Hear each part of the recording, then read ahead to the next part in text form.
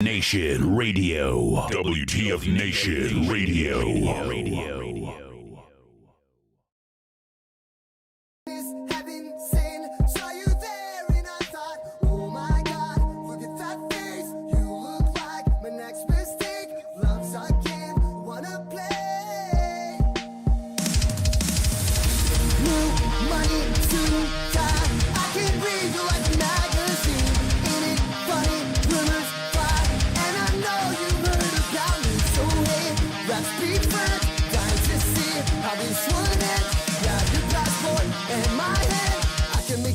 Girl good for a weekend, so it's gonna be forever, or it's gonna go down in flames. You can tell me when it's over, if the high was worth the pain. Got a long list of ex-lovers, they'll tell you I'm insane, 'cause I know you love the players, and you love the game. 'Cause you're young and reckless. This is WTF Nation. WTF Nation Radio. WTF Nation Radio. Everything stated on WTF Nation Radio is to be considered the opinion of the person that stated it, and not an official representation of WTF Nation Radio or U.S. Army WTF Moments. Price does not include tax, title, or license. Some assembly required. Each item sold separately. Batteries not included. Objects in mirror are closer than they appear. If conditions persist, contact a physician. Individual results may vary. Keep out of the reach of children. Avoid prolonged exposure to direct sunlight. Keep in a cool, dark place. And please enjoy the show. Shots. I don't know shit about fuck.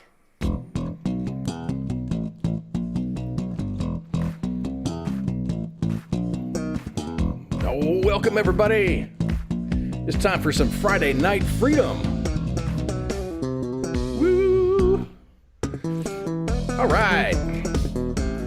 What's up, everybody? Today is September 2nd, 2022. And welcome to Friday Night Freedom. My name is KOZ, and up there is Pooky. And we're here to entertain you for the next couple hours, or until we run out of content, or something like that, or until we get zucked or whatever. I'm going to be kind of threading the needle a little bit here. Kind of started with bashing on Putin here,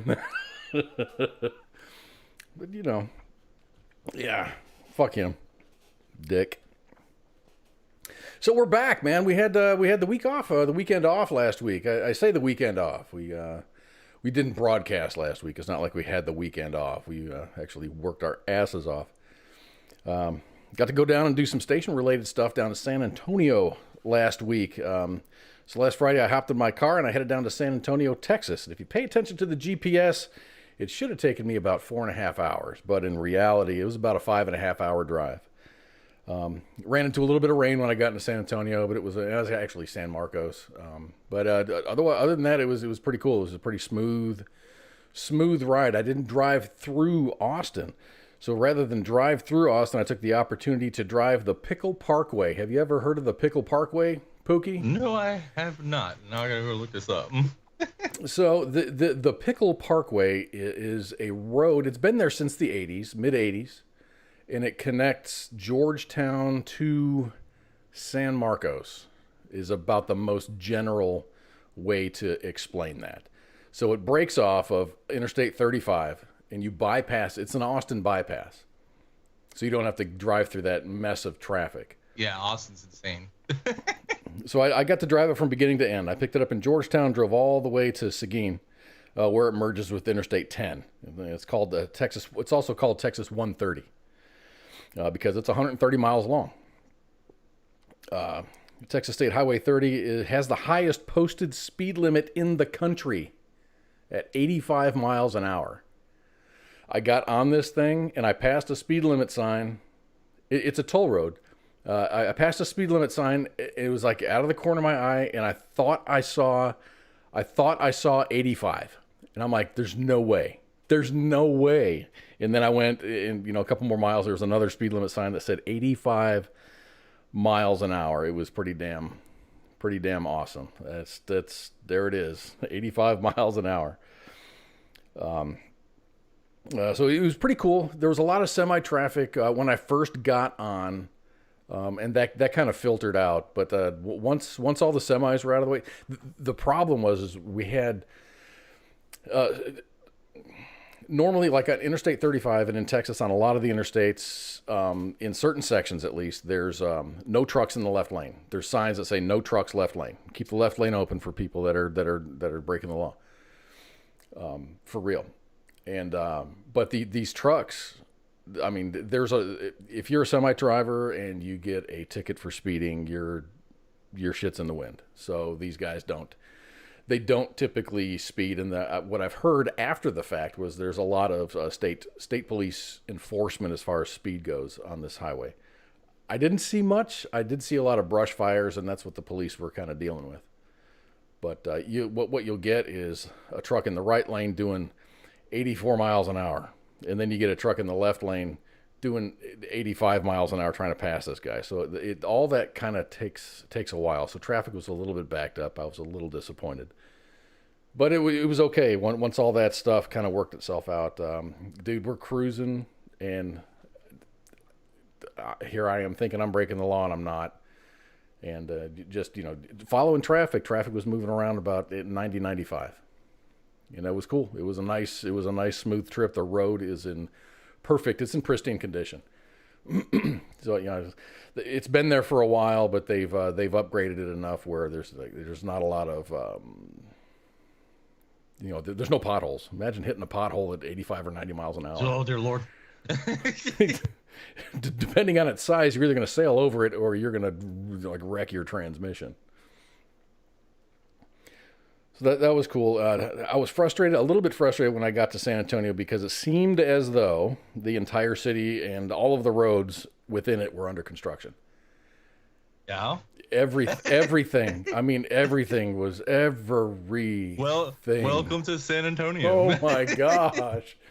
It was it wasn't smooth, and it to exacerbate everything, my GPS stopped working when I got into town. My phone was overheating. My phone was plugged in, connected to, of course, I had my GPS running through, and it overheated and it wasn't updating. So I had okay, your exit is in 1.1 miles, and it's like, take exit 489 or whatever, and I said, okay, cool. And then it still said, your exit's coming up, 1.1 miles. And I had already gone about a half a mile. And I'm like, my stuff's not changing. What's going on? Fortunately, I remembered my exit number. And, I got to where I needed to be. And it was awesome. It was an uneventful trip. And I love uneventful trips. No accidents, no breakdowns, no nothing like that. So that's pretty awesome. So huh? No, before I, stopped driving, I used to not use GPS. I used to refuse to use it. Huh? I thought I like reading the street signs. I could get around easier with the GPS at the last minute, like, turn right, and you're already like a mile past your turn. Or a couple times, like, turn right here, and you do. And then it's like, no, like in 450 feet is where you're supposed to turn. And then you got to backtrack and all this other stuff. So I started looking. I'm like, okay, let's look at speed limits. In the United States, there is still no speed limit in Montana during the daytime. No posted speed limit, so you just haul ass. But at nighttime, it does drop down to, I believe, 70 miles an hour. In the world, the fastest posted speed limit is 99 miles an hour, or it's 160 kilometers per hour, and it's on two motorways, both located in United Arab Emirates. And I've read that these motorways in the UAE are super dangerous due to the lack of traffic and safety enforcement. The French government has actually issued travel advisories to citizens to avoid using these highways because they're so dangerous. Imagine. Well, it's like that in Bahrain, man. If you're in the slow lane, or if you're in the fast lane, you think you're hauling ass, and you see lights flashing behind you. Get out. You better get into the slow lane because they're gonna rear end you. They're in like some freaking Maserati or some shit doing like 200 miles an hour. And here I was thinking is in the UAE, there's a lot of rich people in the UAE, and they probably own the mass of all the Lamborghinis in the world. So that's probably why. I mean, because who wants to drive a Lamborghini at 70 miles an hour, right? Exactly. I mean, at least you'll get up to third or fourth gear and, with the speed limit of 99. I'm reading here. It says the Isle of Man doesn't have any posted speed limits. Where's that? That's a little island off of the UK, I think. Okay. They do a big huge bike race there every year, like motorcycle race. It's insane watching them guys through these streets. And there's people standing on the side of the road, like, yeah, and these guys are doing like 200 miles an hour easy. That's a whole lot of death just waiting to happen. But it's fun to watch, man.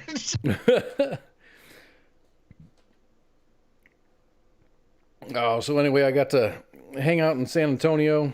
Got to hang out in San Antonio with Ice, Shipwreck, Spanky, TZ was there, Props was there, even had a Pip was there. One of our old school listeners got to hang out with us and enjoy the festivities. Doc Dredd was there. He was a former guest, and he's the architect of the best medic competition. Badass ranger, he's a beast of a man. Dude has a handshake like a damn bear trap, dude. He's like, "Hey, cuz, how you doing?" And shake his hand. I'm like, holy crap. This guy could shake me loose like in every appendage if he wanted to. But anyway, that we were in San Antonio to help promote a book written by Janae Sergio. You probably remember her.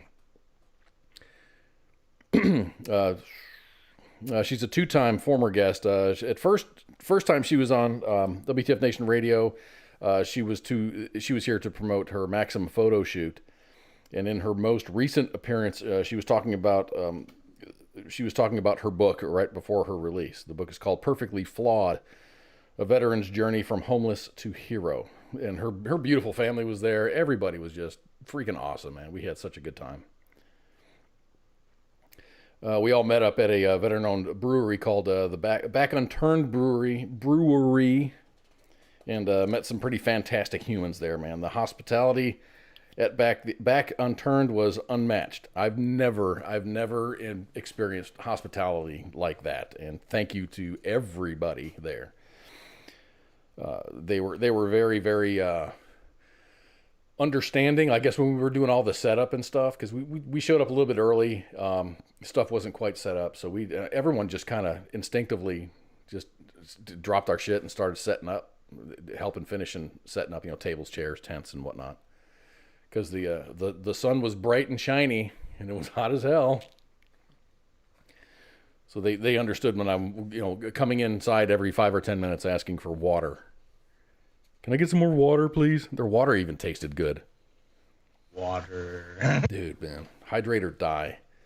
The food was amazing. We had a little bit of everything, and everybody had a little bit of everything, and we passed it around. Their entire menu is fantastic. Their entire beer menu is outstanding. It was hot and humid. The first couple hours we spent setting up, everybody pitched in, and that was pretty awesome. Tables, chairs, tents.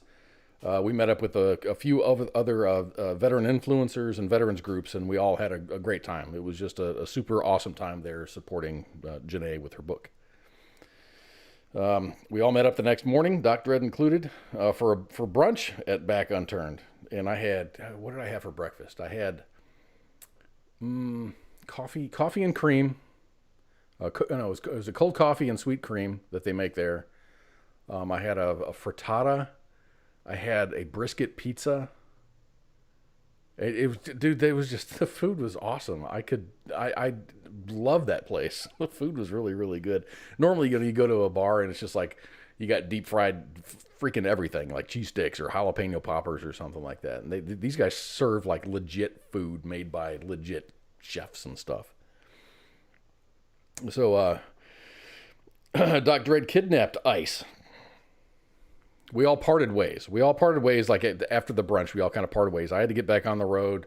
Spanky was there. TZ was there. They had to get back on the road and get back to their lives back in their AOs.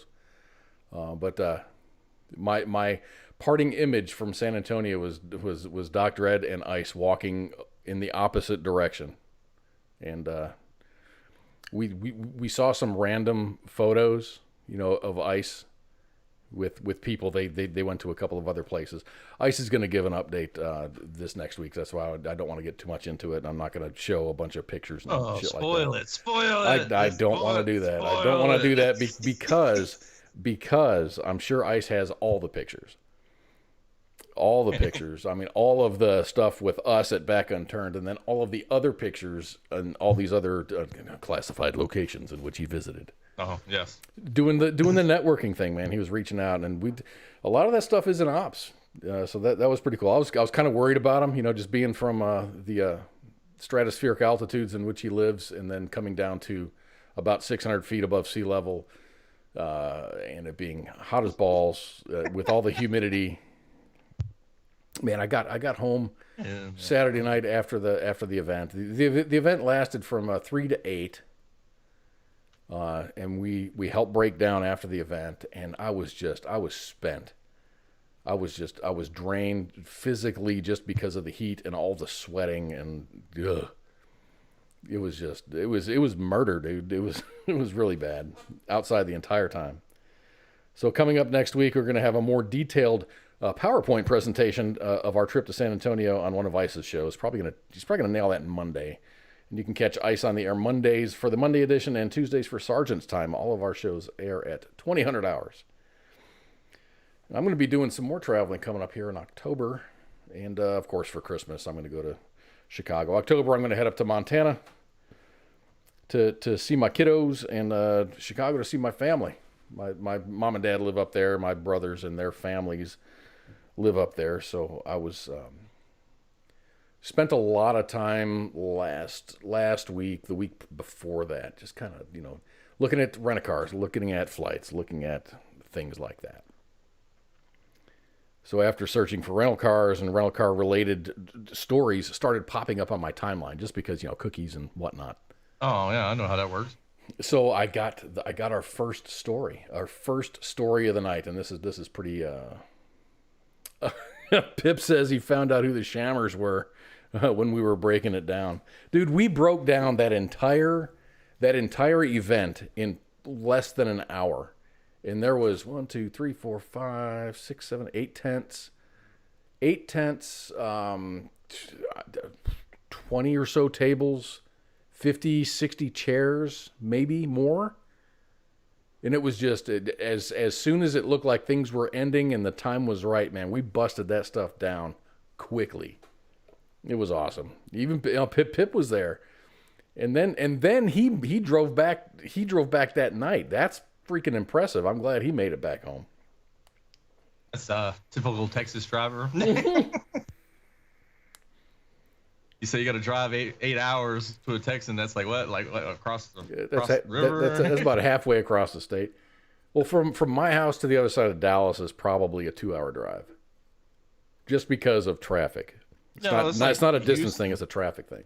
Well, Houston's like that. Like, you could literally be on the north side of Houston. It'll take you 3-4 hours to get to the south side of Houston. So this is the traffic's the issue. It's not. But yeah. So anyway, car companies. This is a pretty good story. It's an interesting story.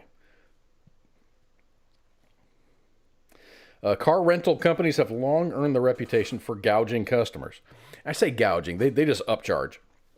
Your car costs one thing, and then all the other things cost extra.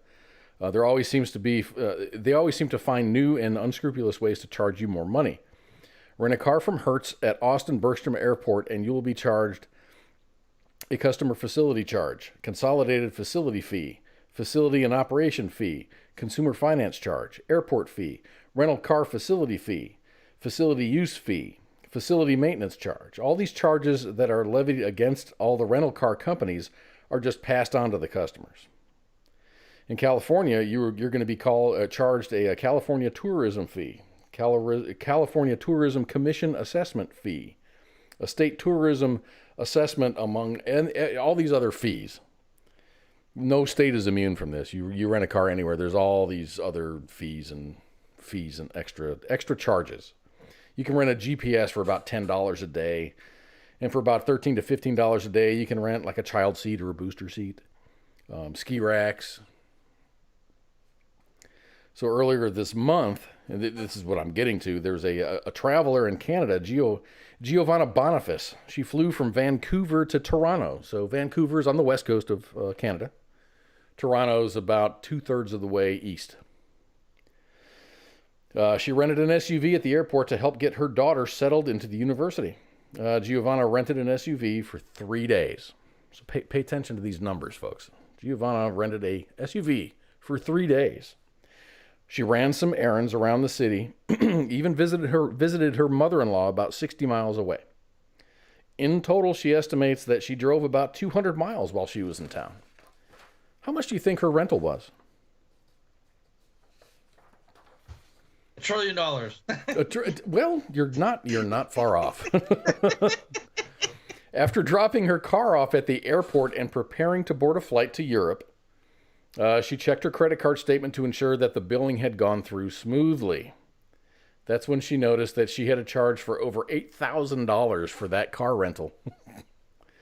Her rental receipts emailed to her stated that she was charged 25 cents per kilometer for approximately 36,000 extra kilometers, roughly 22,000 miles. So, of course, I did the math. You don't have to do that.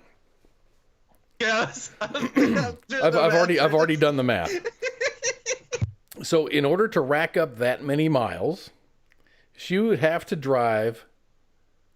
Check this out. I even mapped this out on the Google Maps. She would have to drive from Miami, Florida to Anchorage, Alaska 4.5 times to rack up that many miles.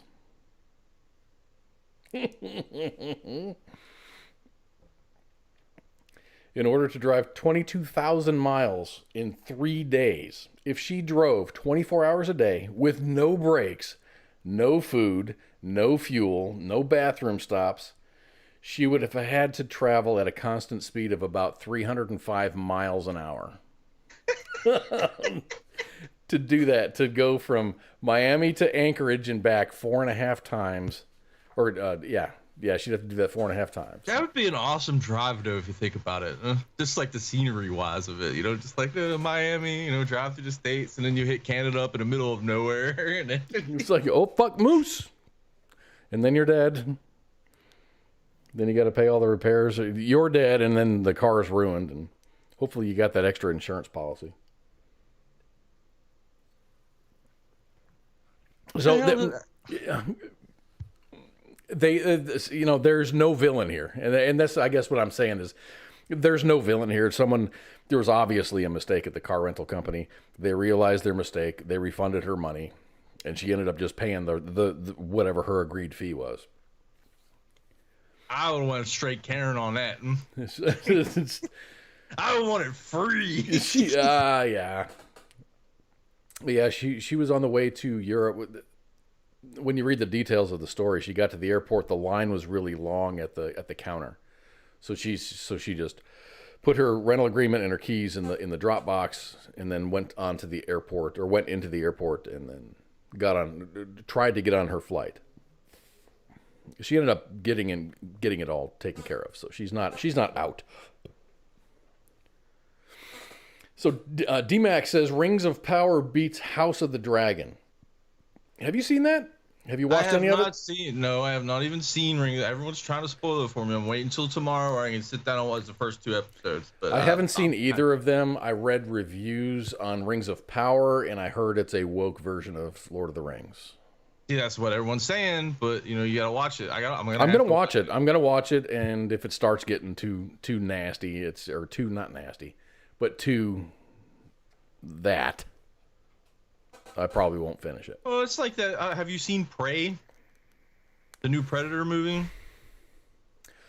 No, I have not. Is that Paramount or is that HBO or what? Hulu. It's on Hulu, and everyone was talking smack about it. I don't know why everyone was talking smack about it, because when I watched that movie, I thought that movie was fantastic. I've seen that girl act in other shows. I can't even put my finger on it. I've seen her before. And she's good. People were screaming up and down, "This is woke, this is woke, this is woke." And I watched, I was like, I don't see anything woke about this. Okay. This was that was better than the last couple of Predator movies. That last one, The Predator, that came out, kind of meh. I'm a big Predator fan, but Prey put it back to like the OG 1980s Arnold Schwarzenegger kind of style. Oh, cool. Yeah, so I gave it like a 9.5 out of 10, but people were just. So if I understand it correctly, she's a member of an indigenous tribe that has the predator show up on scene. Yes, I believe they're. I don't think Comanche. I think they are. Okay. I might be wrong on that. I'm waiting for the chats to blow up. But I misnamed someone. Sorry. But yeah, it's a good. It's good. So someone in the chat says, talk about the 11-year-old in the high-speed chase. So this was mentioned last night, and I looked it up. So apparently, and I don't have any graphics for this. I didn't think anyone was going to ask about it, and I was going to save it for next week. But I'll talk about it because I did read about it. It was a kid at Fort Stewart, got into his stepdad's Ram. His Ram truck, not just an old ass Ram. It was a brand new Ram, and took it for a ride, and he reached speeds of like 100 miles an hour. That's what happened. That kid been playing too much GTA, man. He's lucky he didn't kill himself or somebody else. He ended up not wrecking out, but he ended up going off the road and then like sinking the truck in soft soil, and he couldn't go any further. Oh, I bet his dad was pissed. I bet he's not happy. But yeah, that's what I know about that. But that did happen at Fort Stewart. I don't know if that was on Fort Stewart or near Fort Stewart, or if that was like Savannah or. They're charging the kid with receiving stolen property, fleeing, not wearing a seatbelt, and not having a driver's license. Well, he couldn't help the no driver license thing. Yeah, if he wore a seatbelt, he probably couldn't see above the steering wheel. So that explains that. What are the other charges? Fleeing. Okay. Well, so people were chasing him, so he was running. Okay, that explains that. Receiving stolen property. Nah. Those charges probably want to get dropped. But I think is he's probably going to go he's probably in youth detention. I think he went to a detention center, a youth detention center. And he'll probably end up going to like a 30-day group home, do some counseling, and then back to the house he goes. I want to go back to that house. Well, you know. I'd rather just put me in. I'll do 2 years. Let my dad cool off a little bit. I'm glad he's not dead. I'm glad he didn't wreck out and hurt himself or somebody else. I hope the kid gets help, the help that he needs. I don't know what his main goal was. I don't know what the main thrust of going, there's Dad's keys. Here we go. When I was a kid, my dad, this is a while ago, back when Chargers were Chargers, my dad drove a Charger, and I loved that car. I absolutely loved that car. And, he was out on a trip, and I was home from school. Mom was at work. One of them things, I was alone in the house, and the keys were there. So I just wanted to started up the car in the garage. Just because it was a badass car, dude. It was a nice car. I never drove it anywhere. I thought I'd shot the president. That's just I had such a guilty conscience for doing that. All over my grandfather's property. It didn't matter, van, truck. No. If he had an old truck, we just tear it up through his property. Me and my cousin were driving. I think at like 6. So. James Prant says, "What about Mr. Pelosi's DUI?" Yeah, we talked about that a couple weeks ago. Hey, apparently the dash cam footage came out. Was he pretty obliterated, or? I didn't see it. He blew just over the legal limit. It wasn't. The thing is, you got to take into perspective. He's an old man, 70s, and then he blew just over the legal limit. It was 0.08 or 0.09. I think it was somewhere above 0.08, not 0.09. It wasn't that bad. It wasn't that bad. But being an older gentleman, I guess that may affect you differently.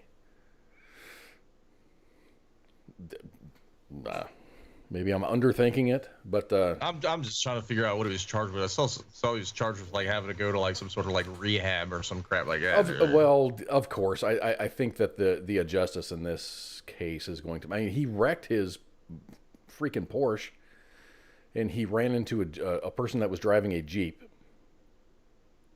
So I'm sure insurance is going to cover it. He's probably rich enough that he doesn't have insurance, so he'll cover that damage. And then the damage repair or replacement to his Porsche.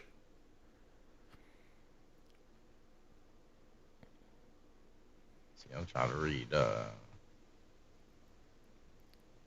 Let's see. Speech was slurred, strong odor of alcohol, 8 points, 0.82%, just like slightly over the legal limit. It was like a half a beer over the legal limit. I mean, like maybe a sip of beer. Yeah, maybe. Yeah, right. And it all depends on his on his body mass and his whatever he had to eat and whatever.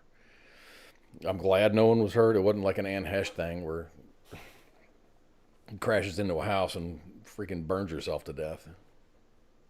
That was another crappy situation. I don't like it. I mean, I don't care if you're a dick or not. I don't like to see people suffer and kill innocent people. That just sucks. So staying on the topic of travel, lots of folks travel with like Southwest Airlines. So there was a naughty my note here says naughty TikTok. It's not a naughty TikTok. It's a naughty event that happened on a Southwest Airlines flight. That was broadcast on. It was reported on TikTok. So a pilot threatened to return a plane to its gate at the airport over someone sending nudes, dropping nudes on the airdrop. And this was broadcast on a TikTok channel. In the viral video seemingly captured by a passenger, the pilot can be heard saying on the intercom that he's gonna don't make me turn this plane around. He did the old man thing. I was thinking just that. So it was a flight going to Mexico, but it hadn't even taken off. I mean, people are like dropping nudes. The pilot announced, "So here's the deal." This is a quote. "So here's the deal. If this continues while we're on the ground, I'm going to have to pull back to the gate. Everyone's going to have to get off. We're going to have to get security involved. And it's a vacation that's going to have to be ruined. So folks, whatever that airdrop thing is, quit sending naked pictures and let yourselves get to Cabo." That TikTok has so far, and this is as of mid time. This is what's today? Friday. This is 2 days ago. So as of 2 days ago, this video has 2.3 million views and 108,000 likes on the TikToks.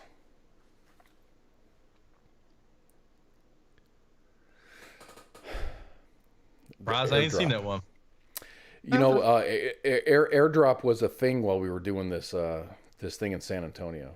Just seriously, because everyone was taking pictures and then sharing it with everyone else. And apparently, airdrop is only like an Apple thing. I don't have an Apple. I don't have an Apple. I've got an Android. So I was out of that club. But Janae was taking pictures. Everyone was taking pictures, and whoever had the iPhones was airdropping all these pictures to everyone else. And it's a really great way to share. But you know what? It's really not a great way to share nudes while you're on a plane going places because of reasons, man. I don't know. The whole time when they mentioned airdrop, the first time they mentioned it, I was like, that seems like a major security risk on your phone. But hey, iPhone. Now, don't they say it's been? The last time I was on an airplane was when I went to Colorado Springs, and that was in February. I was in Canada in January, Colorado Springs in February. And I remember, I mean, the airplane, you got to be in airplane mode, turn off all your stuff. No one listens to that. No one listens to that. It is a legitimate risk. I won't get into the technical issues on that, but I'd love to be the pilot. Hey, we're taking off. Oh no, y'all didn't turn. Start shaking the plane. Shaking the plane. You know, start waving the wings left, right. He's fucking yawing real bad. Start crabbing down the fucking runway when you're trying to turn off your goddamn phones, you sons of bitches. Don't make me turn this. Don't make me turn this fucking plane around. Keep your hands off your sister. I swear some pilots are just like that close to doing something like that sometimes. So Stan says airdrop doesn't populate automatically. You have to accept the drop. I mean, but who wouldn't accept the drop? If you're sitting on a plane and you're like, boop, someone's trying to airdrop you some shit, you want to take it. Yeah, cool. I'm on a plane with 200 people. How bad could it be? And then it's some old man's weenie.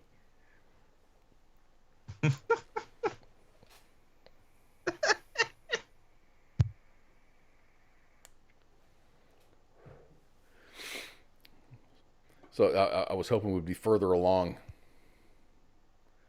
in the broadcast. We got 20 minutes to kill before our break. Yeah, oh wait. Serious? That's the only news you had for us? No. I got more. But I was reading through this. I'm like, okay, we can do this for an hour and then do the rest of this for another hour. Did you? I don't know. Do you have any weird people walking weird reptilian creatures through a major city? I don't, but I saw a video of a woman walking. It was an alligator through like a little water park. It was Philly.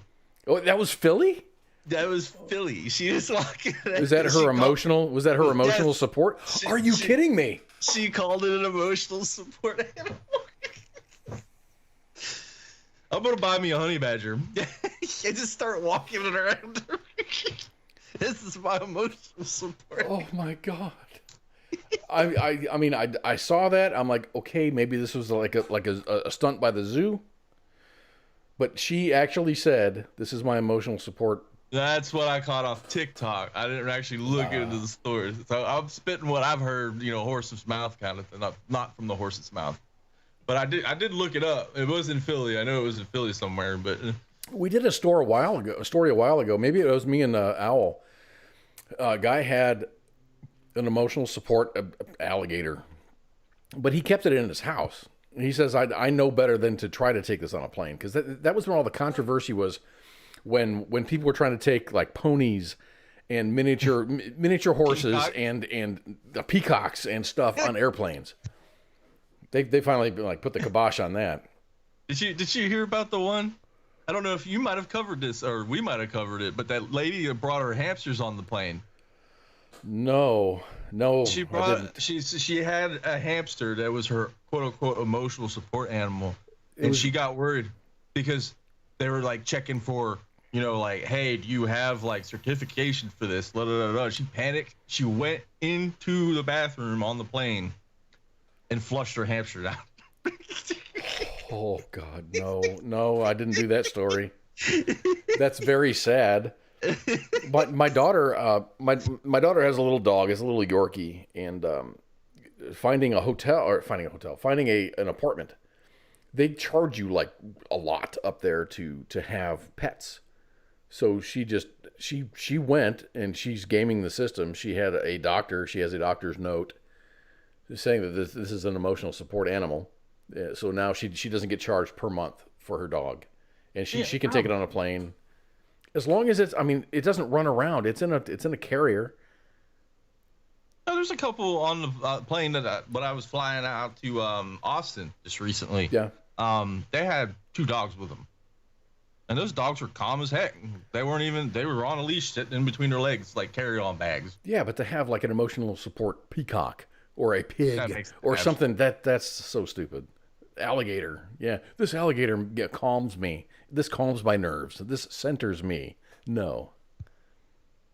That son of a, if you forget to feed that thing for a couple of hours, it's going to come and get your ass. Yeah. Just don't understand it. I don't understand it. Pookie's got himself an emotional support beard right there. Used to have pet rats. I had a snake. I was still in the Army. When I got out of the Army, I lived in a trailer in Hopkinsville, Kentucky, and I had a snake. And then I was dating a girl who had a rat. And the rat and the snake actually got along. Yeah, it was weird. God, I'm glad those days are behind me, man. I had made some very horrible decisions. I got out of the Army because I thought I knew everything and I had all the qualifications to have jobs and make money and stuff like that. And I'm going to show the Army, and ended up working at the Cat West strip bar outside of at Fort Campbell, doing security.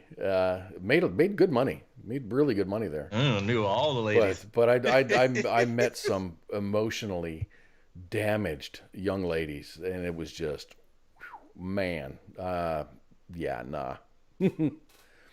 Very sweet girls, but dude, they're just so daddy issues all over the place. Oh yeah, that's what I'm talking about. Me and you were two different men at this point. Man, I mean, great people, but they come with so much baggage. Like I'm crazy. Oh no, not that crazy, dude. No. Yeah, the infamous Cat West. Is that place still open even? I can't imagine that it's not. They would charge you. I mean, we'd have to like search everybody before. I did a security job there, so we had to search everybody coming in, and then of course, folks mostly GIs, because you're outside Fort Campbell, get out of control, and it's just a bad. That element was just nasty. It was bad vibes, very low vibration type of. It was just bad. I didn't like it. It's the only way I can explain it. I just had an epiphany. What's that? They'll charge you $200 extra a month to have a dog in your apartment, right? I'm not sure what the pet charge is for my daughter. I think it was like an extra $60 or $80 a month. Yeah, but they don't charge you extra for having a child? For no child. I mean, child's running up and down the hallways with bricks on their feet. I think a dog is less destructive than a toddler. Cats and goldfish, they don't do anything. Dogs, maybe they might bark a little bit. But yeah, you got walking on the ceiling. You got a good point. Permanently closed. Huh. Yeah, that was in Hopkinsville, Kentucky. It was in Kentucky, Hopkinsville, Kentucky, and it was that was a dry part of town. So it was a BYOB strip club. So you'd buy beer, and then to get into the club with your beer, you'd have to pay the club money because you're bringing beer in. You can bring a bottle of whiskey, you can bring, beers, and they charge you per 6-pack or something like that. It was just a racket, dude. That's just a bad place. Did you check out Biden's speech last night? Yes. I didn't see it live, but I caught the aftermath. You caught the aftermath. I've got some. We got some pictures. Here's a picture of President Biden. It was really weird because I tried to get some pictures of President Biden speaking, and all these pictures are pretty tightly held. So here's a picture of President Biden speaking to the nation or whatever. It wasn't even a speech like it wasn't a State of the Union type of speech. There wasn't a large audience. There was maybe, by listening to applause that was in the audience, it sounded like there was 100 people. It didn't seem like there was much there. Okay, I got a message saying that's not President Biden. Okay, let me try the next one.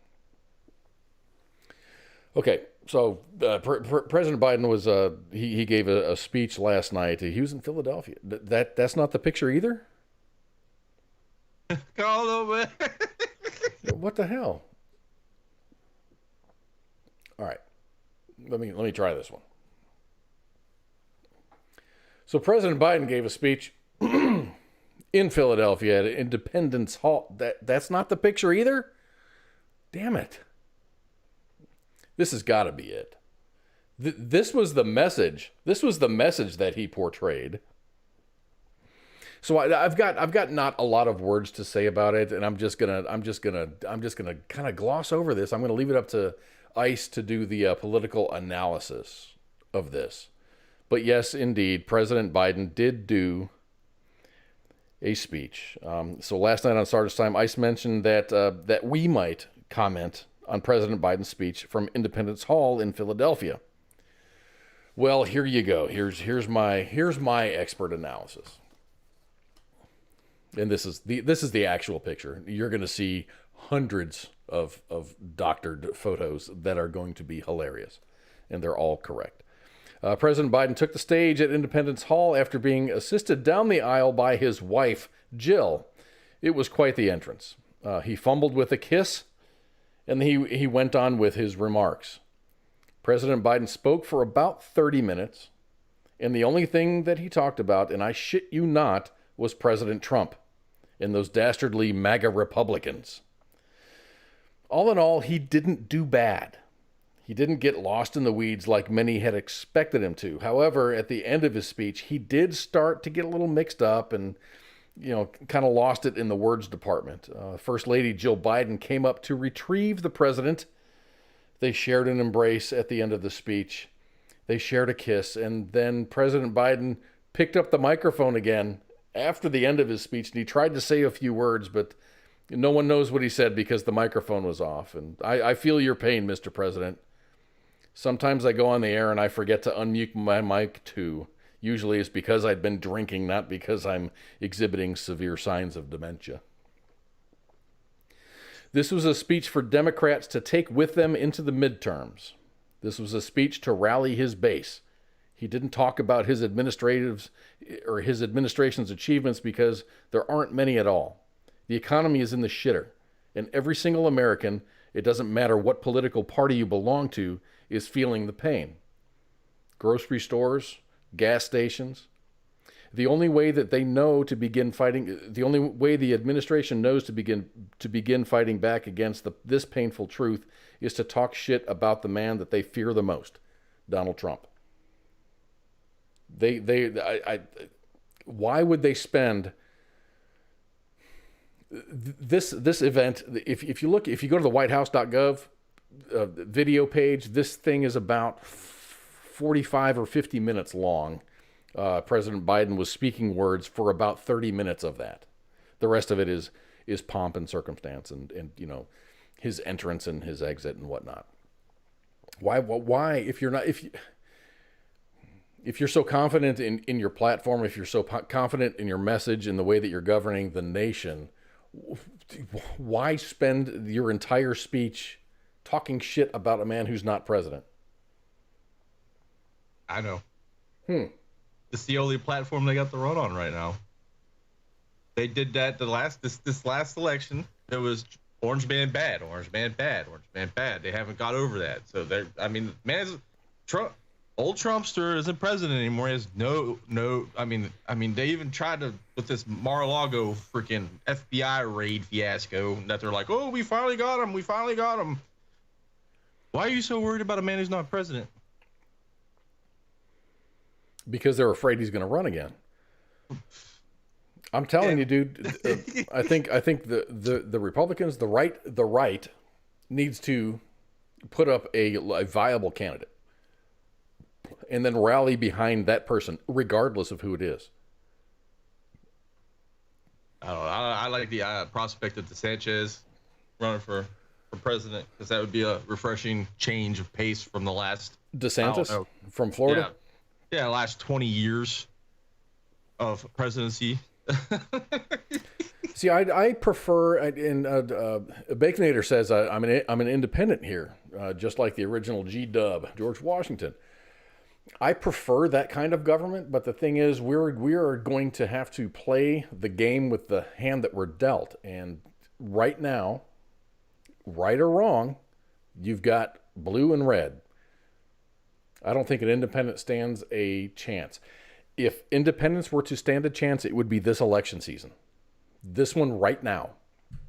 Not the last election season. It's this one right here. If you want to make your stand, do it now. I don't think independents have it. I don't think they have the right kind of leadership. I like Spike Cohen. I don't think he's got it. He doesn't have the full. He doesn't have everything. There was a big change in the Libertarian Party just recently. A big shift to where they're like starting to kind of push off, kind of push out the Vermin Supremes kind of people when they're trying to get more central. Like they need, they need to be taken seriously. Yeah, and that's what they're trying to do. Who's going to elect a guy that wears a boot on his head? I mean, I would. It's better than what we got right now. I don't disagree. I think that anybody would be better. Granted, we're in a difficult place as a nation. In the world, we're in a difficult place just because of what Putin's doing in Russia. But that can be taken care of. That can be mitigated. We can take care of each other. We just force the assholes out. But using this, the Putin price increase and this all this garbage, there's the correct leadership is not in charge right now. I don't, and this is my personal opinion. This Ukraine shit would have been happening if Trump would have made presidency. I don't think it would have. I think President Trump would have had a different response. If, let's just say, for instance, this happened under President Trump's watch, I think that things would have gone a whole lot differently. And I think we probably would have been in a worse spot or a more volatile spot globally, just from, everybody and their partners.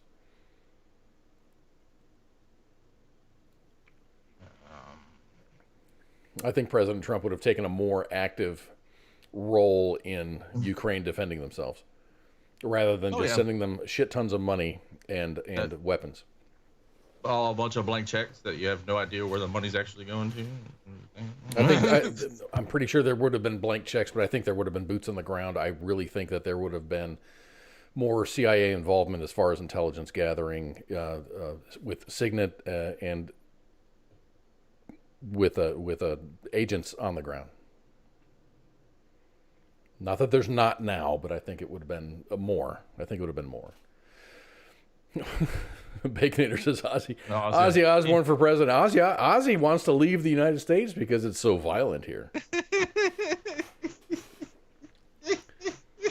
That dude just went through a bunch of surgeries to fix all of his brokenness. I hope he's doing okay. He's kicking it. I mean, he'd probably do a better job as president than the current. Unfortunately, he's not a United States citizen. He's not a natural born citizen, so he's not eligible. Put it out there. Who's more eligible than what we got right now? Well, Ozzy Osbourne is maybe one small tick above that. So I'm telling you, I mean, I think this midterm is going to be very, very interesting. I think there's going to be a lot of talk this way and that way. Let me see what. I deleted that. But anyway, I think that in the coming days and weeks and months, coming up to, or the couple of months that are coming up to the midterm elections, you're going to see the media, and they're just going to be echoing this, the MAGA Republicans. He completely just threw every Republican under the bus, and then he called them the MAGA Republicans, and he says, nah, not all the Republicans, just the MAGA Republicans. I'm like, the folks that are behind President Trump, what does MAGA stand for? Make America Great Again. That's a good message. That's a really good message. We need to take care of our own. Here, we're building back, but better. Build back. Okay, what? Is there anything that has been built back better in the United States? I don't know. I mean, this is the worst I've seen some of the infrastructure. The roads are horrible. I mean, that might just be my state or whatnot, but a lot of people complain about the same thing. There's Mississippi. I don't know if you've seen Mississippi right now with their water shortage. They got their water. No, it's like a water. They don't have water. Number water emergency. When I was in Texas, there was a water emergency. When I was in Texas, there was no water for 3 days while I was there. I did not know that. Yes, it was in that specific area, but the pumps are failing all along the world. But that's an infrastructure thing. Wouldn't that be up? That should be up to the municipality or state. Yeah, but didn't we just pass this massive infrastructure bill that was supposed to take care of this shit? Yes, we did. As a matter of fact. That's what I'm saying. Wasn't it like a $3 billion bill? I don't know, something along the lines of It's a lot of money. It might fix some shit, right? Dude, fix Flint, Michigan. Flint, Michigan's had a water crisis for decades. It's only now getting addressed. It's not even getting addressed. It's like, here, have, trucked in water. Pretty much what they're doing. And a big kicker down there in Jackson, Mississippi is, I guess, the governor's mansion has his own personal water tanker sitting outside of it. That's not good. It's a really bad visual. Of course, he's a Republican, but just it's like Joel Osteen. It's like Joel Osteen going, "Oh, fucking hey, hurricane!" Yeah, lock the door. Fucking hero. I don't give a shit. Mattress Mac is Houston's savior and saint at that point. What did Mattress Mac do? He let people into his I guess it's called the Gallery of Furniture or whatever it is. I don't know if you've ever been there, but it's massive. It's massive, huge. He let them sleep on his displays. He said, come in. He had running electricity. This is during Harvey and stuff like that. It was dry. It was somewhere people could get, and he was bringing food in for these people where Osteen's little ass would, I don't want my carpet getting fucked up in my church. Yeah, Joel Osteen did the exact opposite. He locked the fucking door and didn't take in any refugees. And then Mattress Mac, during that whole freeze out that was real big down there in Texas, last year was it? I think it was. The Ice Age, the little mini Ice Age we had. The Texas Ice Age, he was bringing people off the streets from Houston, bringing them in, saying, sit down, get warm. He was running generators and keeping his shit going just to keep people warm. So, I mean, who's the, more charitable person? Is it the businessman or, the man in the cloth, So everyone's here, Ozzy Osbourne for president, Vermin Supreme and Kanye 2024. I'm Mattress Mac, man. I'm in his corner. I am in the corner of someone who's going to walk the talk. I'm thinking that DeSantis is probably. Mm-hmm. I think I really don't want viable. I think he's the most viable. I really don't want it to be a Trump anything. It's not because I don't like President Trump. I do. I liked his leadership style. I liked what he did. But he is so divisive. People hate his ass. And it doesn't matter why for. They just... I think if President Trump won the primary and got the nomination, he would then become president and there would be another 4 years of riots. I think it would be different if DeSantis was the nominee. Yeah, but the media would spew him bad too because apparently he's he's anti-trans and anti-this and xenophobe, and they've listed him all kinds of crazy ways, but he don't care. Cancel culture has not affected him much. He just says screw it. He just shrugs it off. He's like, I'm gonna do what my job is, and most Floridians like him. Now you get into some of the bigger cities where they're like, well, he's not the best, and screw him. We need we need to pay more taxes, and I don't understand. Florida is such a weird place. Florida seems like a weird place. It seems like it would be a really ADHD place to live because it's like, what do you support? It's like with Governor Abbott, there's a straight line. He's very, very pro Second Amendment, so you know where he stands there. I don't think I agree with him on the complete abortion ban. I'm not even sure where DeSantis lies on that. No, he's kind of borderline there at that point with that. Like he's pretty much Florida's about to shut that down. Like A lot of people in Florida don't agree with that, but And I've got another story later on in the show. I've got another story about the abortion ban with that, and we're going to talk about that girl, the woman in Texas that was driving in the HOV lane while pregnant. that's epic. I've got updates on that, so that's cool. But we're going to take a break right now, and when we come back, we've got stuff to talk about. Ukraine, Army aviation news, a Dutch commando that unfortunately lost his life in Indianapolis, the HOV lane story, and we got some Darwin Award stuff to talk about. So stay with us. We're going to be back in just a little bit, and now you get a chance to listen to the music that I played for the intro. I accidentally played the break music. I apologize for that. So we'll be back in just a couple minutes. Hang tight. Shots. WTF Nation Radio. WTF Nation Radio.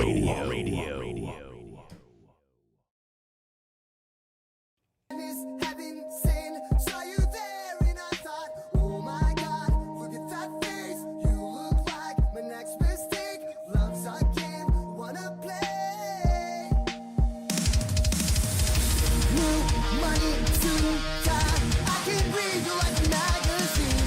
Ain't it funny? Rumors fly, and I know you heard about me. So hey, let's be friends. Dying to see how this would end. Grab your passport and my hand.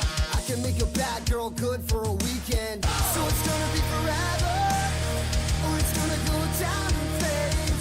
You can tell me when it's over, if the high was worth the pain. Got a long list of ex-lovers who'll tell you I'm insane. 'Cause I know you love the players and you love the game. 'Cause we're young and we're reckless, we'll take this way too far. We'll leave you breathless, or with a nasty scar. Got a long list of ex-lovers who'll tell you I'm insane. I got a blank space, baby, and I'll write your name.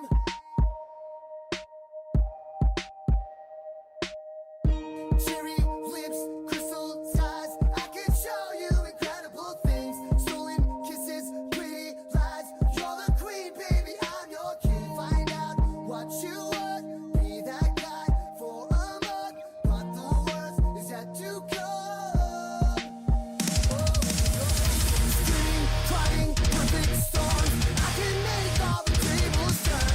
Rose garden filled with thorns. Give you second guessing like, oh my God, who is he? I get drunk with jealousy, but you'll come back inside you leave. 'Cause darling, I'm a nightmare dressed like a daydream. So it's gonna be forever, or it's gonna go down in flames.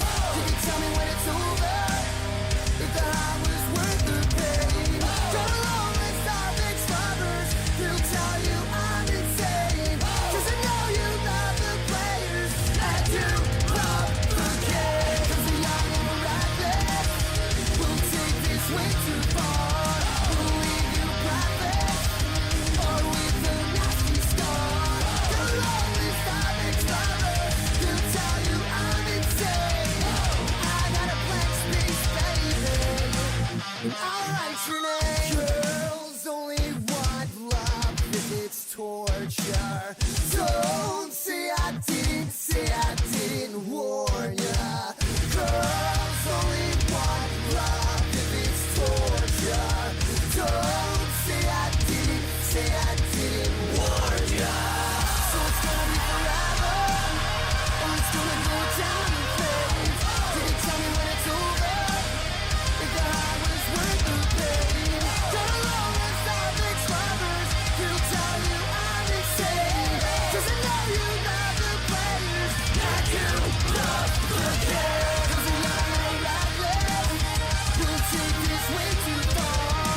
We'll leave you breathless, or with a nasty scar. Got a long list of ex-lovers who'll tell you I'm insane. I got a blank space, baby, and I'll write your name.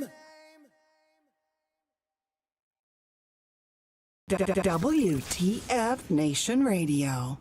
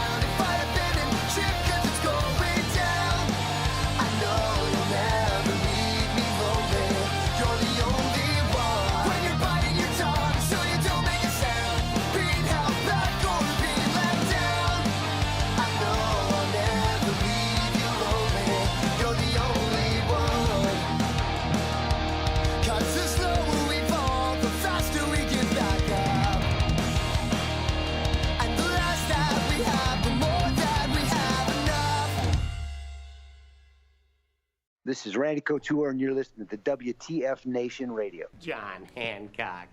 It's Herbie Hancock. Duh. The voice of U.S. Army, WTF Moments. This is WTF Nation Radio.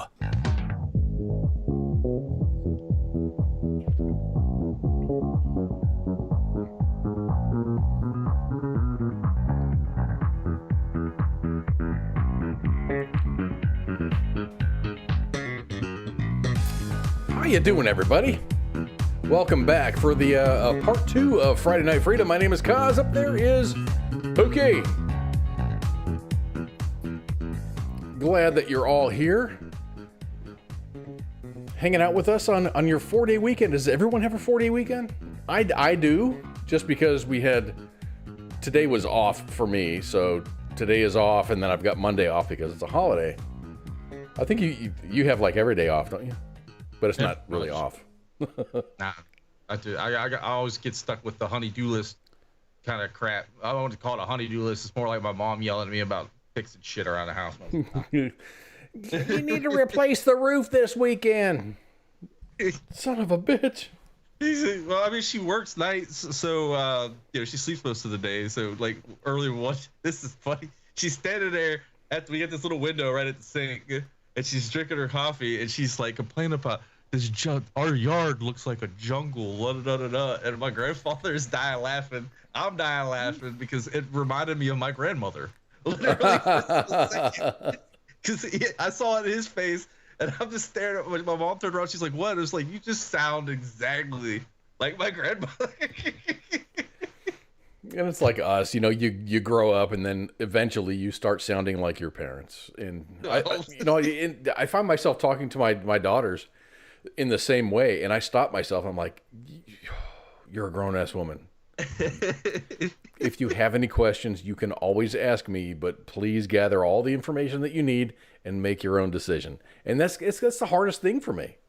It's the hardest thing for me because my daughters, as long as they are alive, they're always going to be my kids. They're going to be my little girls, and I'm going to want to take control and protect them and stuff. So I guess when you hear your mother, the front yard looks like a jungle. You're like, where have I heard that before? Throws me back. Yeah. So the Ukraine stuff is still going on, but it's still not. It's not going on as well as Putin wants. Man, we had a DJ here in Dallas. And his name was Russ Martin, and anytime he would do a Putin story, he would like make a fart sound. He would say Putin, and he would play a soundbite. Just because everybody that I don't know, he was entertaining to me. So that I'm like 8 years old, so fart jokes are always funny for me.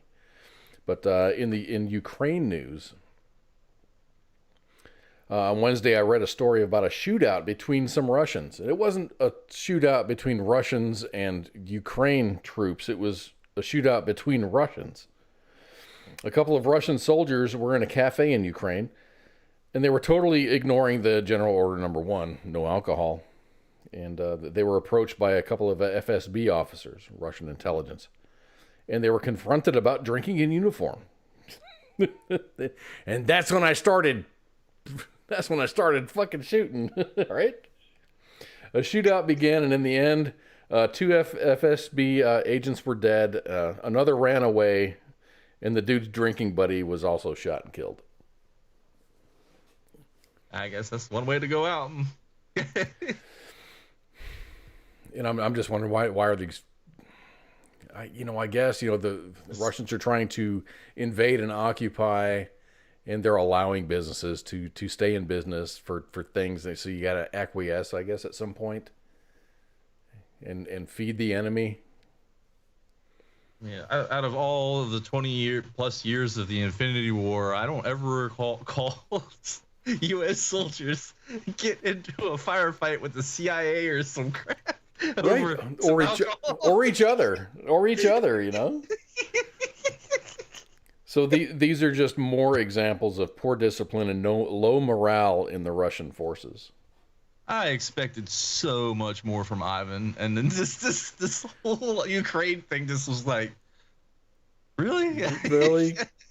I expected so much more from you. Britain's Defense Minister Ben Wallace said last week that Russia has lost up to 80,000 troops since crossing into the Ukraine border on February 24th. While atop a Ukrainian military official, while atop Ukrainian military intelligence officials cited reports of morale and physical fatigue in Russian ranks due to Moscow's exhausted resource base. They are scraping the bottom of the barrel. The Russians are. There's like North Koreans are sending troops, and they're like re-recruiting fat dudes that are like have been out. Like that big fat ass general that I posted a picture of last week. Yeah, I saw. Yeah. I mean, dragging these fuckers. Saying they're pulling? Are you saying North Korea is sending troops to help the Russians? Yeah, the last report I read was, the last story I read was, they're sending like 100,000 troops from North Korea to Ukraine. Oh, that's scraping the bottom of the barrel. At least they get. I mean, they're getting fed now. I mean, I'm surprised 90% of them haven't deserted. Like they're gonna come back going, "Fuck yeah, this is great. We get to eat." How do you pitch that? Okay, I know you're starving now, but you can go to the front lines of Ukraine to be cannon fodder, but we're going to feed you. I mean, what's that? See, okay, we're going to send, they got to send some people there to keep them in check, because those would be the guys who be like, fuck it, I'm going to fight for the Ukrainians. Right? They're like, I'm defected, I'm fighting for the Ukrainians. I can only imagine that at that point, huh? It's just, I mean, imagine being a Russian soldier and getting orders and like, you're going to Ukraine. Fuck. Who's in charge? Some guy named fucking Carl. Oh, Jesus. They got, I mean, dude, there's people that are like running over in this story that I took lines from. There's stories of soldiers like running over their leaders with tanks and shit because they've taken so many losses and they refuse or they're not allowed to like change tactics. They're getting their asses handed to them and they're not allowed to change tactics. I mean, dude, that's what you do. Huh. You got to pivot, right? Weird what do they call it? Quagmire? Quagmire, not the guy from Family Guy, but I might be saying it wrong. But that's a weird. Like, I don't understand the Russians' tactics at this point, because they had the ability. They could have steamrolled Ukraine in 30 days if they wanted to. But what are they doing? That was the first estimate when this shit popped off when I was in Colorado with ICE. And, you know, so I had the TV on. I'm looking, I'm like, fuck, this sucks for Ukraine. And then they started fighting back. And I'm like, holy crap. These people actually care about where they are. They're not just going to acquiesce to Putin. That's what he wanted to do. He just thought he was going to roll in, take it over, and things are going to be done. Well, guess what? Like, I think he was thinking, what, Crimea, whatever it is. Crimea. Yeah. He was probably thinking it was going to be just easy like that. You know, like they were already having like weird protests going on at that time, and it was just like a perfect, you know, like, what do you call that freaking scenario? Perfect storm to invade, and they just snapped it up real quick. I mean, we're 6 going on 7 months of this invasion, and it's really not going very well. And the estimation was it was going to take about a month, a couple of weeks to a month to take over the entire country. Now we've got like a nuclear plant down in South Ukraine that's under threat. Not Chernobyl, which is way up north, but another nuclear reactor down south that's, you know, it's leaking steam. Inspectors are still going there, trying to figure out what's going on and how bad it is. I'm just surprised. Like, this would be okay. Me thinking on a like strategic level, right? Like, Russia's always been like an adversary of ours. They're caught up in this BS, right? What would it be for us just to roll through Poland right to Moscow at that point? Just take over. Just like, hey, you left yourself open. Bam. You know? I think wars for territory are kind of over. I mean, we're not trying to take territory. I mean, Russia's got some resources, man. You know, they got that oil and they got that rare earths and stuff like that, man. You know, like Iraq and you know. So I'm going to reply to a comment that we got from YouTube. Thank you. The comment was, I saw a photo of a platoon of Russia infantry being transported into Ukraine in the back of a garbage truck because they ran out of trucks. Can you imagine what's going through the mind of these privates knowing that they're being carried into an active combat zone in the back of a garbage truck? No shit, dude. See that new missile system that Ukraine's got that goes into like a technical kind of it's got like the weird bird's eye thing that shoots up. Tell me about it. No, I haven't. I don't know the name of it. Someone was showing it on TikTok, which I thought was really cool. It's a really simple system that you can just drop in the back of, you know, your Hilux or whatever is your typical Toyotas in war zones. Best vehicle ever invented for war. But it's like a four missile pack that can track. It's anti-air pretty much, but it's got like you know, them little like dome camera, 360 camera sensors things. So it can raise it up, scan for targets. Once it catches the target, it'll drop the thing down and missile. Oh shit! Fire. Yeah, and it's in the back of a Toyota pickup truck. I'm impressed by the drone coverage and drone footage of drone bombings of. They're taking regular old civilian-owned drones. You know, I'm flying my drone. Like I go to Best Buy and buy a drone. Yes, and they're strapping them with like C4 and making them into IEDs and shit. Like they just drive, boom. Like, okay, well. Yeah, I saw a lot of videos of just dropping fucking like mortars into the sunroof of cars that Russians were driving in, and just fucking their day up. This is good news for me. I like to see this. I think Russia is definitely wrong. This is the new modern warfare, I think, is what it is. Like, I mean, this is technically, I guess you would consider a conventional war, kind of, because it's two uniformed, you know, militaries fighting each other. But this is what warfare will boil down to. They have big tanks, fighter jets. It's just going to be always, from here on out, it's just going to be guerrilla war tactics. The days of two big armies going at each other like World War II are done and over with at that point. So what do you think about China? China. Okay, did you see the videos floating around in Afghanistan? You mentioned China, so this will segue good into it. Did you see them parading their new military equipment? Al-Qaeda's got Chinese stuff? They've got Scud missiles and weird crap. No shit. Oh, God. So I saw the videos on TikTok, but I'm like, okay, well, they look legitimate. So, but like, I know they didn't steal that from us. They didn't steal no damn Scud missile from us. We're not sending it to them. So yeah, that's that. But China, back to China, West Taiwan. So I think the United States, our country, is fighting a war of influence rather than, you know, a war to like claim territory, which is the way it used to be. China is looking to claim territory. Russia is fighting wars to claim territory. And we're there to protect our friends. I don't know. I don't know how to fix this. I really think we've been in World War III for the last maybe, I'd say 5-6 years now at this point. Probably. It's been an economic war more than anything, kind of like economics and shit like that.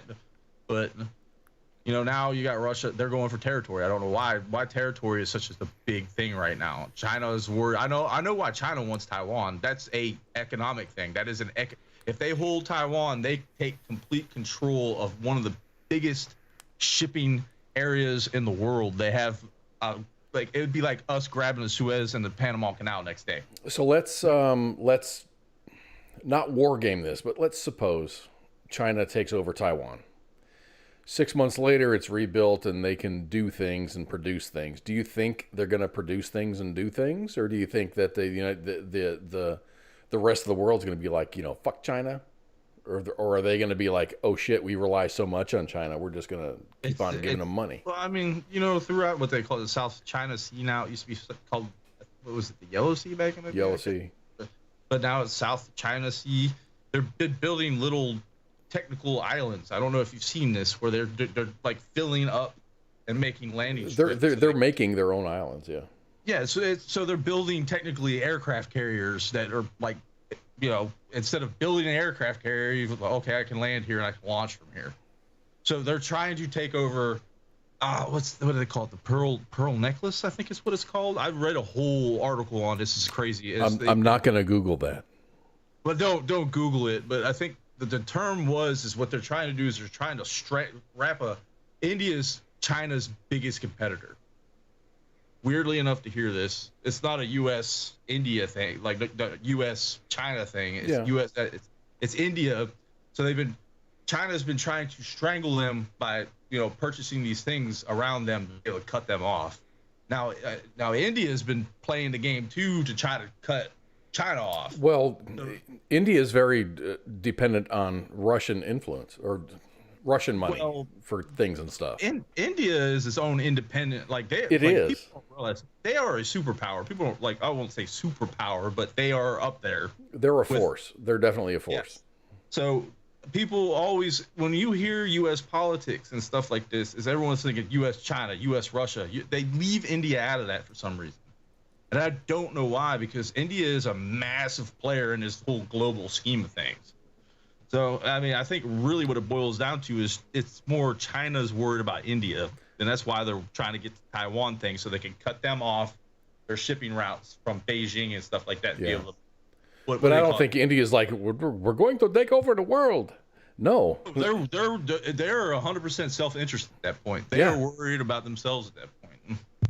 They just want to, they're on the menu of being used by other superpowers, and that sucks. From YouTube, I don't think China's going to have an easy time as they think they will.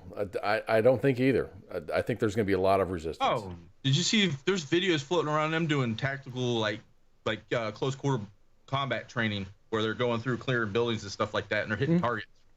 They're hitting the targets, and all their rifles are keyholing. I don't know if you know what keyholing is, but it's when it's pretty much just shooting smoothbore, or the rifling in the barrel is so jacked up that it causes the bullet to spin, and it'll hit on the target and make like the full bullet size. Yeah, okay. The rifles are junk. Huh? They don't give, from what I understand, they don't even equip their troops with body armor. They just see no need for it. Huh? Oh shit.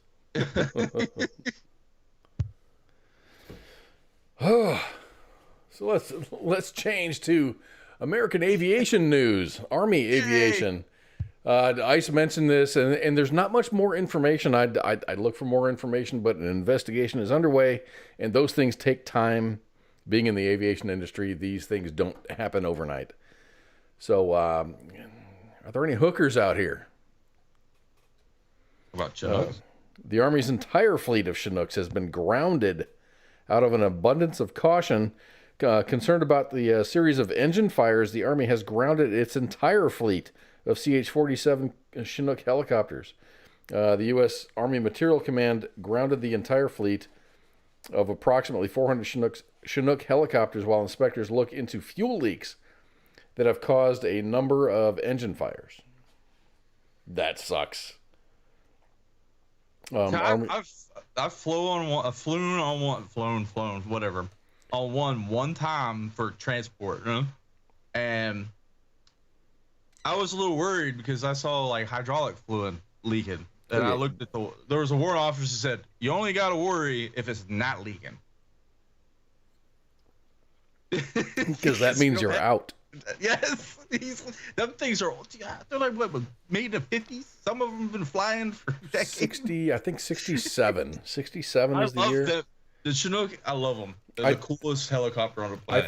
I think it's it's beautifully ugly. It's perfectly flawed. It is a workhorse, but I love it.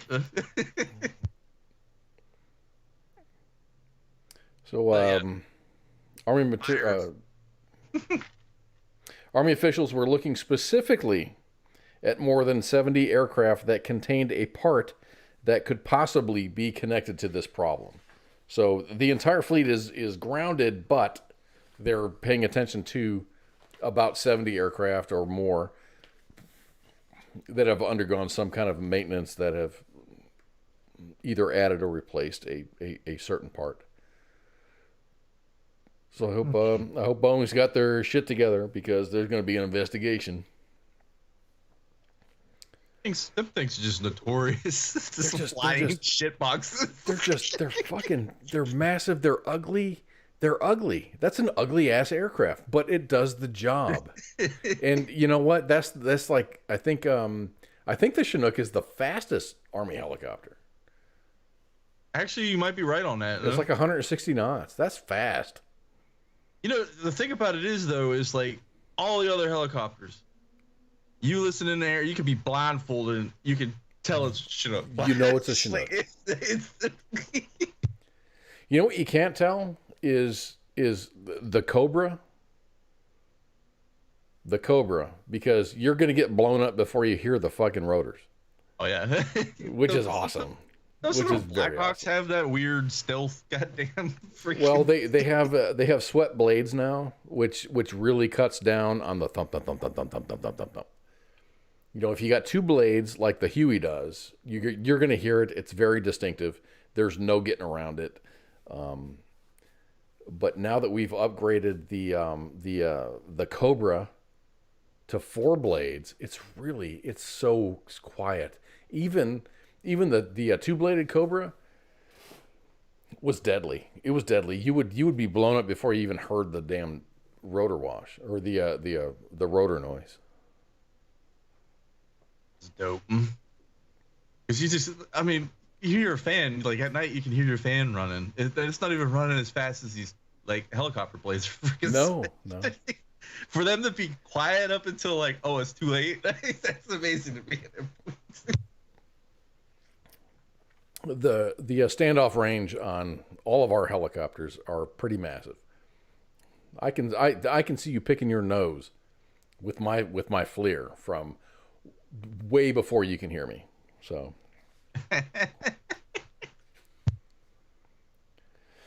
so we get some sad news. Sad news, and this comes out of Indiana, which is weird. But 26-year-old member of the Dutch Commando Corps died of his injuries, surrounded by his families and colleagues and brothers after a shooting early Saturday in Indianapolis. Like doing training or something? They were down there doing training. Marion County Coroner's Office in Indianapolis identified the victim as Simi Potsema, but didn't immediately release any additional information. Potsema and 2 other soldiers were shot after what Indianapolis police believe was a disturbance outside the hotel that they were staying in, and it happened around 3:30 in the morning. The area that this occurred in was around a bunch of clubs and stuff. The soldiers were in the U.S. for training in a southern Indiana military base. The 2 soldiers that were injured will soon return to their unit. City police said that they were working with the U.S. and Dutch agencies to coordinate family members coming to Indianapolis and returning the victims to the Netherlands. Police, however, released no additional information Monday about the circumstances of the shooting, and they didn't make police officials available for interviews. So it was pretty hush-hush. Dutch Defense Minister Kaja Ollengren expressed concern Tuesday about all the gun violence in the United States in the aftermath of the shooting. And that's kind of expected because that's what's in the news here. All the gun violence is the gun's fault. The guns did all this fucking stuff. And she said, we do so much training of our servicemen in the United States, and we really don't expect this to happen. So it's very, very concerning for us. So police did arrest a suspect and finally released a booking photo to local media. Shamar Duncan has been identified as one of the men responsible for the slaying of Simi Potsima. A surviving commando told detectives that they had left the club in downtown Indianapolis. They were headed back to the hotel for the night. On their way back to the hotel, some guys bumped into their group, and this is a quote from that commando. Some guys bumped into the group, and a disturbance broke out. He said that there were 3 African-American males that got into a pulling and pushing match. To make a long story short, Shamar Duncan and his buddies got their asses kicked, and then they came back later with guns. And I think that's what we're going to see in the final assessment of all this other stuff. Dude almost popped off an international incident, didn't even realize it. I mean, I just think some thugs were big manning around Indianapolis, and the thing is, there was a physical fight. They got put down, and then they came back with guns and then killed people, which sucks. And it actually is an international incident. But I hope it gets handled. And this sucks. This really sucks, because I hope Shamar gets his fucking, sent to prison and shit, and the family of the Dutch soldier is properly satisfied at the outcome. So what does ghosting? If I ghosted you, what does that mean to you? I hope you're not ghosting me. No, I'm not. No, I'm just saying that you better not be good. Me and you ain't getting into no damn relationship. Oh, hell no. Everyone thinks it's a relationship thing. And this article points at relationship things. Ghosting. The term ghosting as it pertains to the dating scene is relatively new. But the act of ghosting has probably been going on forever. You don't want to talk to someone, you just don't fucking talk to them. It doesn't matter if there's, smartphones and texting and shit involved. You're just not going to talk to them. They call you, you're not going to pick up, right? I don't think I've been ghosted. I've never ghosted anybody. I mean, there's some individuals that float around sometimes that I just don't want to talk to. Not in the right mental capacity to be able to handle the conversation that they're probably going to have with me. So you just don't talk. And maybe at some other point you'll talk to them. Yeah. But just not right now. No. So a legislator in the Philippines wants to make ghosting someone an emotional offense, with penalties potentially including mandatory community service.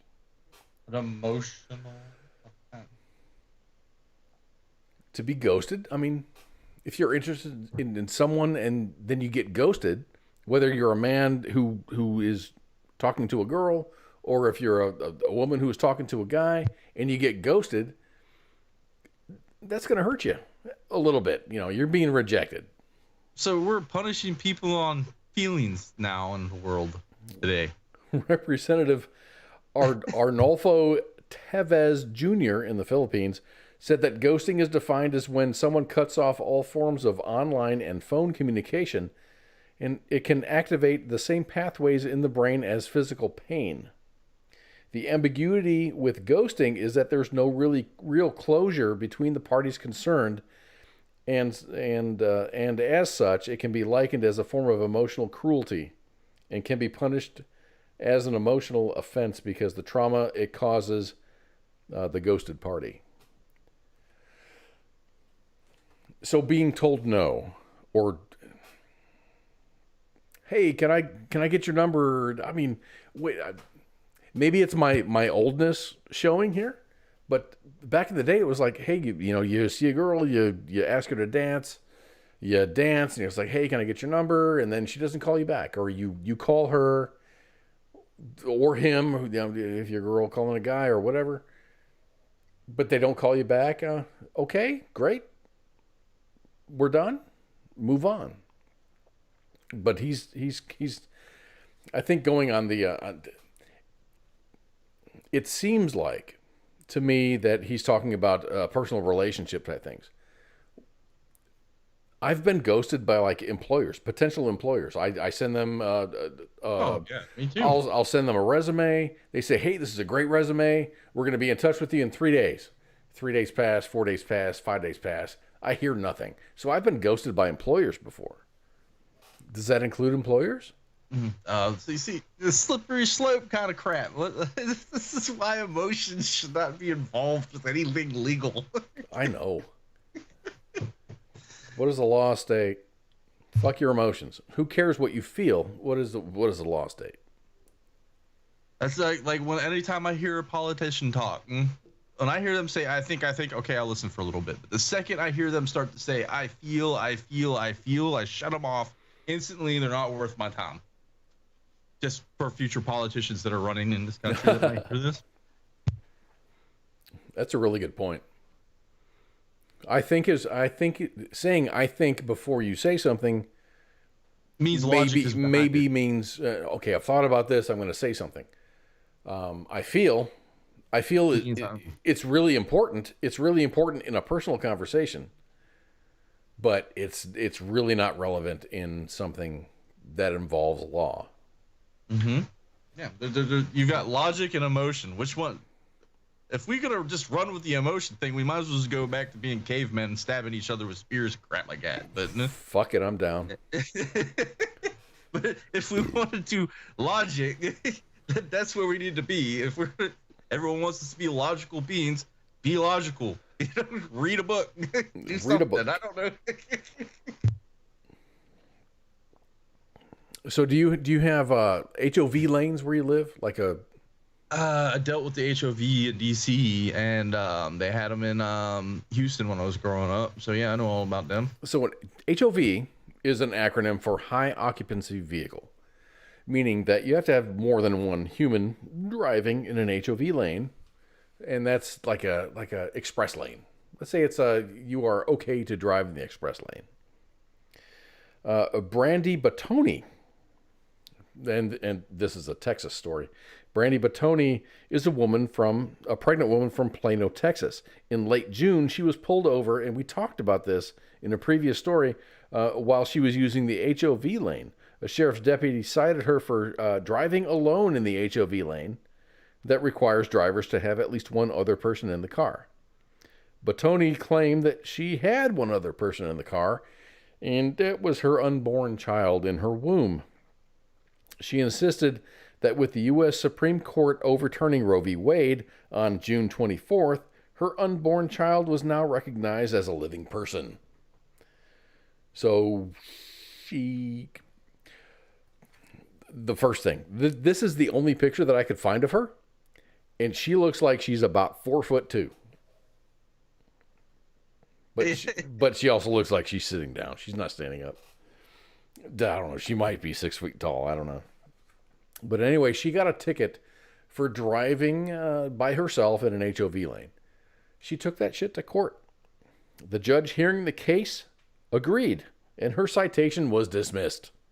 So she doesn't have to pay that. Congratulations. So I learned that earlier in August, she was also pulled over again and issued another citation. I don't know what her status of that other citation is. Oh, Plano is not a shithole. Heath, dude, Plano is like, that is a very upper crust. Nice. It's a very nice area of North Dallas. I just thought Dallas was a shithole in general. I avoid Dallas. I avoid Dallas at every. I will not go to Dallas. I will avoid it at every cost. I had to cut you there, but I mean, Houston's a shithole too. But see, I'm not a fan of Houston only because I've heard of the gridlock and traffic sucks. I'm not a fan of traffic. Collins Aerospace actually just opened up like 120,000 square foot facility to facilitate space travel to Mars in Houston. Awesome. It's really awesome. It's gonna employ several hundred people right now, and then several thousand people later on. They're gonna redesign spacesuits and whatnot. Oh, we were driving from Austin to my boy's house when I was down there recently, and we passed I guess it's the Tesla Gigafactory coming across there. It's freaking massive how big that place is. The one in Texas, there's a Tesla plant that I drove by on the way to San Antonio. It's massive. It's like a zip code wide. I have no idea how big this facility is. It's huge. I mean, the road exiting, there was an exit road. It said Tesla Drive or something like that. I was like, is that the Tesla plant? Like, yeah, that legit. That thing is freaking massive. Are you talking about the one in Texas? Yeah, Texas, right outside Austin. I think it's like a little bit out Austin going. I should have taken video of that because it was several miles of driving at 85 miles an hour, and it was nothing but a huge ass building. It was huge, and the thing is, it's operational, but half of it is under construction. It's massive. It's very impressive.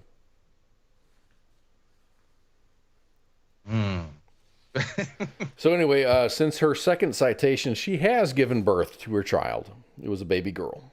So congratulations to Brandy for her baby. I hope you get out of your other ticket, because you know what? If you're gonna start making laws about what is life, what is not life, then there you go. It comes with the consequences.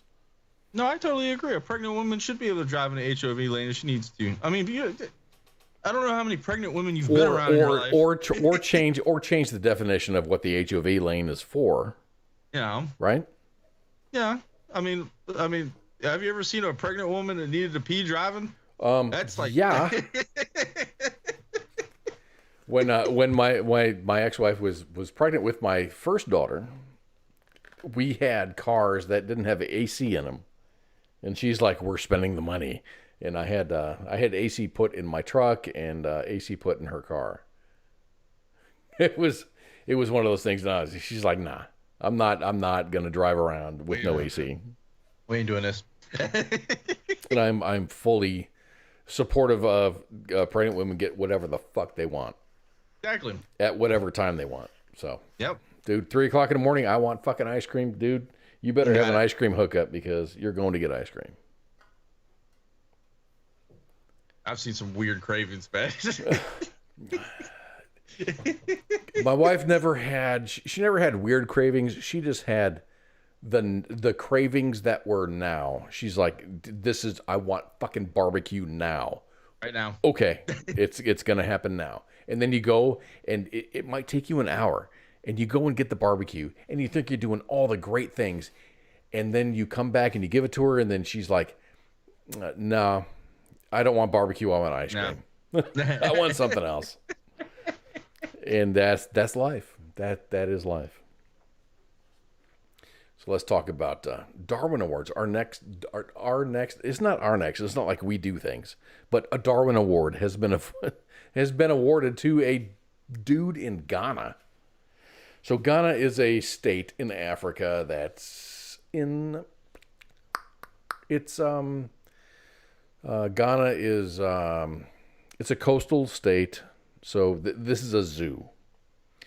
In Ghana, a man, and of course it's a guy, because guys are stupid. A man scaled a fence at the Accra Zoo in Ghana in an apparent attempt to steal a lion cub.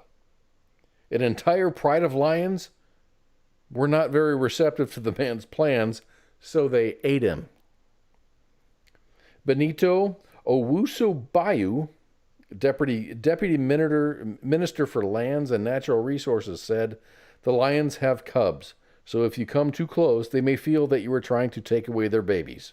We ask the public to resist the urge for doing anything like this." The dude, it's not that he got killed. He got fucking eaten. He's gone. He has been erased.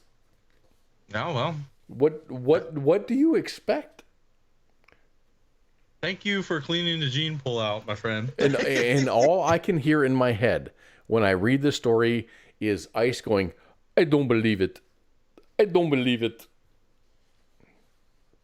So if you're home alone this weekend, let's just say you're just, you got a 4-day weekend and you're freaking bored.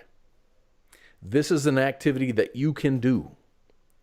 Everybody, I think, if you're home alone and you're bored, go to the grocery store. Buy a big-ass bag of M&Ms. It's got to be the chocolate ones. Buy a big-ass bag of M&Ms. The world record for the tallest M&M stack is now 6. 22-year-old Brendan Kelby of Australia shared the previous record of 5 with Will Cutbill of the UK and Rocco Mercurio from Italy. To successfully achieve this record, the stack of M&Ms must be completely freestanding and able to stand for a minimum of 10 seconds. Once completed, flavored M&Ms such as peanut butter or peanut and mint are not permitted. Only plain chocolate ones can be used for this. But stack M&Ms. If you can stack, six, that's it. That's it. I thought it would be more. I thought I could swear I've been drunk at one point just doing it, and I got them up pretty high. Didn't know there was a world record behind that, but there's a world record for like everything. So this guy stacked 6 M&Ms. So I don't know how to report it to like the World Record Federation of Awesomeness or whatever they're called. I swear I got that beat. I swear up and down I got that beat. I'm gonna have to get some M&Ms. So when you all are bored this weekend, because you don't have to go back to work till Tuesday, go grab a bag of M&Ms, eat like half of them, and then try to stack the rest of them. I think, and looking at them, I can stack 2, maybe. And that doesn't mean you're like, filing down the base one. They're all different. They're all like structurally different. So I don't know. I could have sworn I was like, you get bored, you do dumb things. I could have sworn I've gotten higher today. Are they allowed to melt in your hands while building the stack? I don't know. They melt in your mouth, not in your hand, Branko. That is an industrial fact for M&Ms.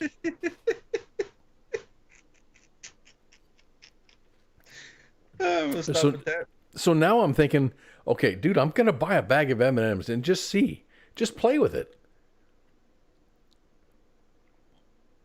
You know the M&Ms that I really mad they got rid of were the minis? The little tube. You can buy the baking ones.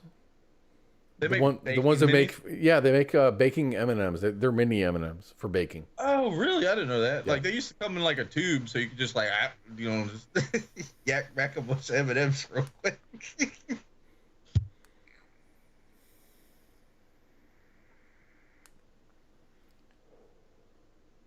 Sitting here browsing this Darwin Award webpage. There's probably a bunch of dumb stuff on there. A steel MacBook armor. This is recently. You are wearing body armor in a war zone. You spot abandoned MacBook. You want MacBook. Wear a quick reflexes that Russian soldier slid the MacBook into his chest armor pocket. Oh no, dude! A ballistic plate decided to save his life.